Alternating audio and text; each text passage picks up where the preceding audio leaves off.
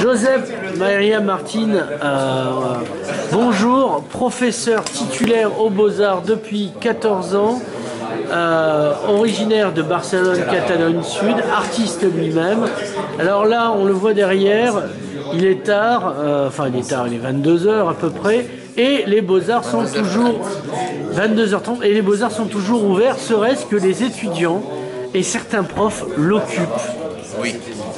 Alors, Joseph Maria Martin, pourquoi? Oui.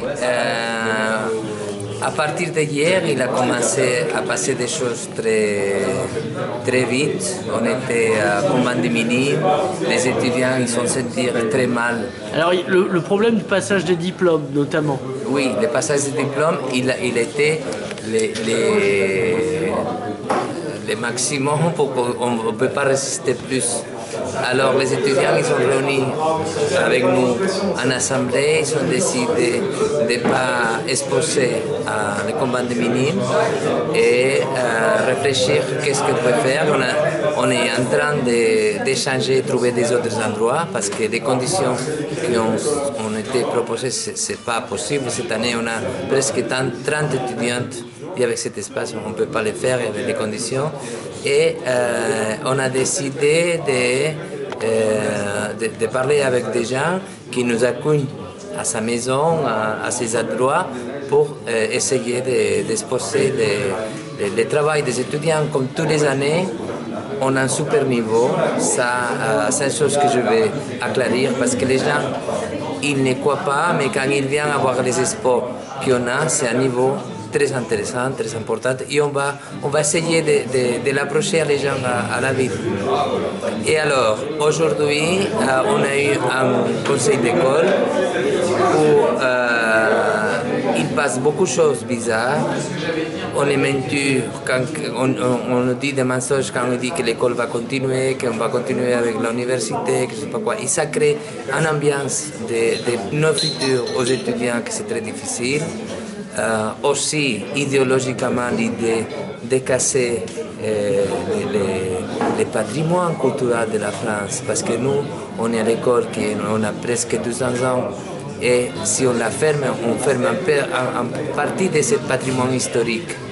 En plus on est dans un centre-ville qu'il y a beaucoup de boutiques, mais il y a plein de choses que ça fait que nous aujourd'hui on aimerait bien que les politiciens y réfléchissent sur les valeurs de la liberté d'expression, de tout, que ça veut dire en école d'art, de former les gens esthétiquement, éthiquement et beaucoup de choses plus. Alors, moi j'ai vu il n'y a pas longtemps Jean-Marc Pujol, oui. À la conférence de presse de Visa, et Jean-Marc m'a dit, c'est un peu la chanson de quelqu'un qui m'a dit, alors qu'il y aurait la 4e et 5e année, fait par des spécialistes, donc Francesca Caruana, et aussi qu'il y aurait un centre du photojournalisme à Perpignan. Alors, quid? Est-ce que ça ne vaut pas finalement la disparition de cette école?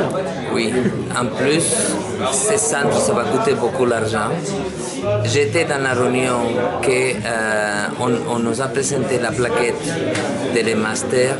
Et à notre ville, les masters, on nous a dit les premières choses que ce n'est pas un master qui forme des artistes, c'est autre chose.